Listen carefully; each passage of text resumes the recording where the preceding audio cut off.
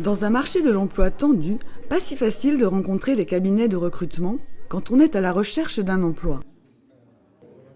J'ai sollicité souvent par téléphone ou par mail pour envoyer un dossier de candidature ou sur leur site directement pour faire une candidature spontanée. Bon, puis voilà, ça s'arrête là, on n'a pas l'occasion forcément d'être contacté pour un rendez-vous, c'est très difficile parce qu'ils sont eux-mêmes aussi très occupés. Le club des adhérents de l'ASCAP a trouvé la solution. Organisé en mars dernier, un job dating à la Chambre de commerce et d'industrie de Rennes. 5 chargés de recrutement de cabinets rennais ont répondu à l'invitation et avec enthousiasme. Aujourd'hui, c'est très facile d'envoyer un CV par mail. On en reçoit en fait des dizaines par jour, que ce soit des candidatures spontanées ou des CV. Et un job dating permet à un candidat de réellement prouver à la personne qui est en face de le recruter. Et en 10 minutes, c'est mieux qu'un envoi de CV. Donc nous aussi, on devient très friand, je le redis en fait, de ce type d'opération parce qu'on aime écouter en fait les candidats. Principe du job dating, des entretiens courts, 10 minutes maximum, rythmés par un gong, où les candidats ont tout intérêt à exercer leur esprit de synthèse et à affûter leurs arguments.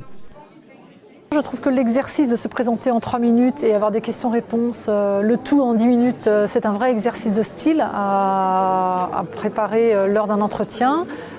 C'est le positif. Le négatif, c'est que c'est un peu frustrant parce qu'il n'y a que 2 rendez-vous, ce serait bien d'en avoir au moins 3. J'ai ciblé 2 cabinets qui sont dans mon domaine, plus particulièrement des experts en agroalimentaire. Des bilans plutôt favorables parce que les 2 cabinets, je les connaissais. J'avais eu l'occasion en fait, de me présenter, d'envoyer des CV, de candidater pour un des cabinets il n'y a pas tellement longtemps. Donc au final, ouais, j'en retire plutôt que du positif. On considère que c'est important d'aller vers les cabinets parce qu'en fait il y a un marché caché. Donc le marché caché, ça veut dire pas d'offres. Et si on n'est pas présent dans le vivier du cabinet, on ne sera pas contacté. C'est vrai qu'on avait la possibilité d'envoyer les CV, d'être présent sur leur CV Tech, mais là on joue principalement sur le savoir-être. Parce qu'un CV c'est une chose, mais on a tous une personnalité, un savoir-être.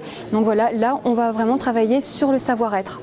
Donc c'est très important d'avoir un rendez-vous pour échanger, communiquer.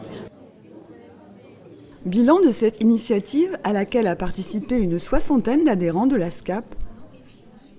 Pas de job sorti tout droit du chapeau des recruteurs, mais des promesses de rendez-vous et pourquoi pas, à court terme, des propositions de poste.